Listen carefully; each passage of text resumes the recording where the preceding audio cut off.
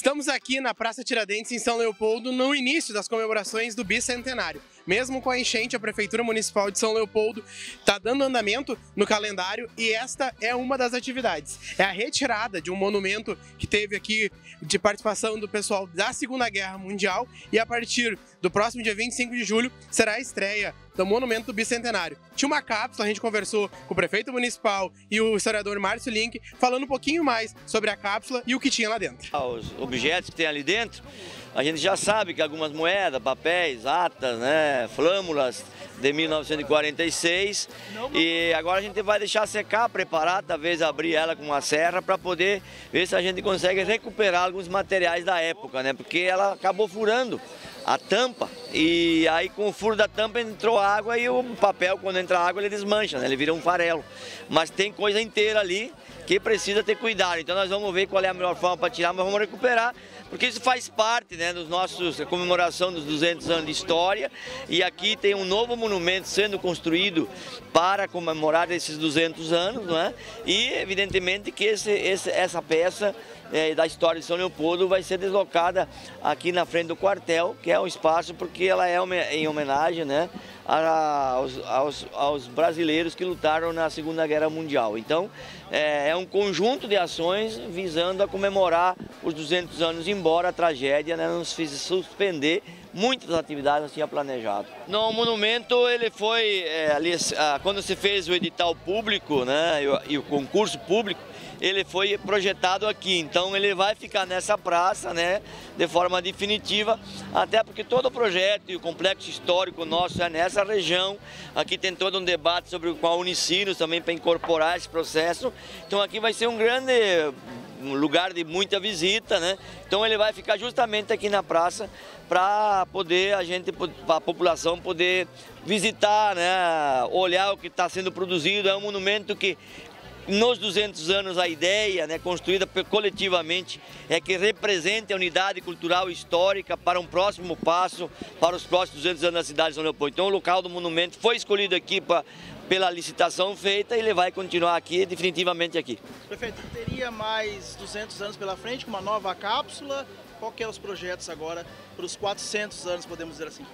Olha, os projetos agora a gente faz a parte, né, que nos cabe comemorar essa grande história da cidade de São Leopoldo, unificando a cidade, né, uma cidade que vem evoluindo enormemente, continuando sendo uma grande referência nacional, internacional, a cidade de São Leopoldo, né, porque foi berço, a nação alemã, continua sendo berço, né, da tecnologia, berço da saúde, berço da educação, né, e agora nós estamos chegando nesse momento com uma estratégia, né, que se construiu bastante avançada no ponto de desenvolvimento econômico, sustentabilidade, benfeitorias, né, qualidade de vida da população e preparando as condições que quando for comemorar os próximos 50, 100, mais 200 anos, a cidade esteja num outro patamar e a população esteja vivendo bem melhor e que haja efetivamente uma participação efetiva da população. Então, a cápsula que nós vamos construir agora é desse momento histórico que chegamos aqui. Daqui para frente, né, os próximos têm que continuar construindo a história e escrevendo a história.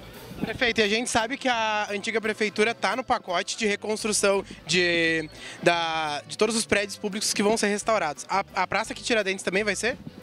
Sim, a Praça Tiradentes aqui ela vai ter uma remodelação, né, como está dentro do projeto e evidente que a prefeitura também, nós temos vários prédios históricos aqui que vão ser reformados, nós temos recursos, né, para já captados, são 10 milhões de reais, a biblioteca, o museu do trem, né, a casa do imigrante, devemos assinar o convênio agora com o Estado para fazer os projetos para licitar, já existem os recursos, então nós vamos remodelar todos esses espaços históricos, estamos negociando aqui com a Unicinos também para que a Unicinos a gente possa ter esse prédio dentro do nosso centro histórico, ser um prédio também de uso público, né? Então nós temos com as grandes questões. O que aconteceu foi que a tragédia das enchentes nos limitou a muitas ações e a muito movimento, né? E agora nós temos que cuidar da cidade, como estamos fazendo, cuidando especificamente da cidade, para recuperar ela e devolver a dignidade para o nosso povo. Então, boa parte das coisas que nós queríamos concluir até o final do ano, provavelmente vai ficar para o ano que vem, mas todas elas têm já verba garantida, projeto aprovado,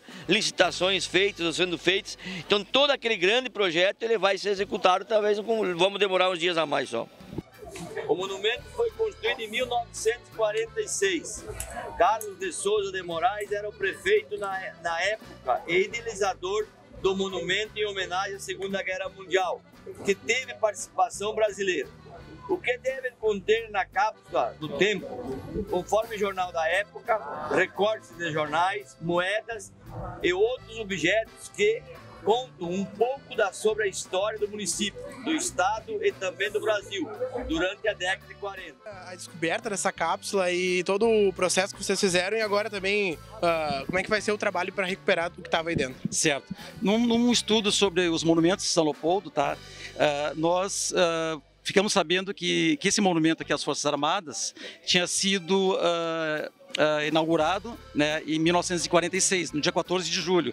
Mas, dia 29 de abril do mesmo ano de 1946, esteve aqui no lançamento da Pedra Fundamental o comandante das tropas das Forças Expedicionárias Brasileiras que lutaram na Itália.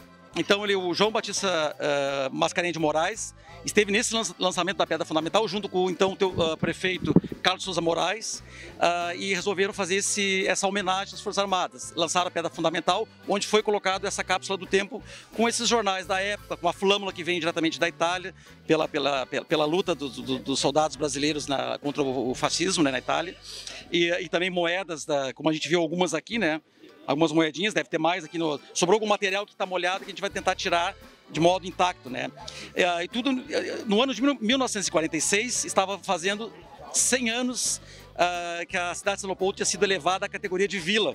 Ou seja, em 1846, quando São Leopoldo foi elevada à categoria de vila, naquela época essa condição era praticamente a mesma situação de município, de cidade, do qual nós temos hoje, né? Então permitiu o quê? Permitiu uma autonomia de gestão através da criação da Câmara de Vereadores, que até então era um juiz de paz, né, que controlava, enfim, que geria as questões municipais, né, e dependia de recursos estaduais, né. Então, o que acontece? Com o vilamento de São Leopoldo, isso permite ter uma Câmara de Vereadores executiva, que era o papel que a Câmara tinha até a proclamação da República, e também autonomia financeira, podia então cobrar impostos, enfim, ter os recursos do próprio município sem necessariamente depender do Estado do Rio Grande do Sul. E tu acha que vai demorar quanto tempo assim pra gente poder saber? É secar o quanto antes esse material. Infelizmente esse material também foi afetado pela enchente agora de 2024 e esse próprio ambiente aqui pegou mais duas enchentes, a de 1965 e a de 1967. Mas a gente vê que pela tampa do material, que é um pouquinho mais frágil, estava com furos, né, vazamentos, e aí entrou água aqui dentro, então umidade. Foi o que aconteceu com um dos papéis que nós tiramos ali, que estava aos pedaços, né. Aqui nós estamos vendo algum material ainda enrolado aqui dentro, que a gente espera, depois de secar, poder então recuperar o que revelar das fontes que diz, que fala o Jornal Imparcial, o Jornal Correio de São Leopoldo, o Jornal Correio do Povo. E o destino dele vai ser o museu? Assim, o nosso objetivo é doar o acervo para o Museu Histórico Visconde de São Leopoldo, que é o principal acervo que trata, né, da história de São Leopoldo e da migração alemã no Brasil. É possível uma possível restauração, dependendo da situação que estiver? Sim, e conforme... provavelmente, quanto tempo duraria uma restauração desse tipo? Olha, a gente tem pessoas que estão, assim, têm especialidade de restaurar documentos antigos, enfim, fotografias, né? A ideia é que, se for preciso um restauro nesse nível, a gente pretende repassar esse trabalho para quem entende tecnicamente, né? Mas a esperança, de qualquer maneira, é de que secando, talvez a gente consiga ter o exemplar inteiro dos jornais que estão aqui dentro.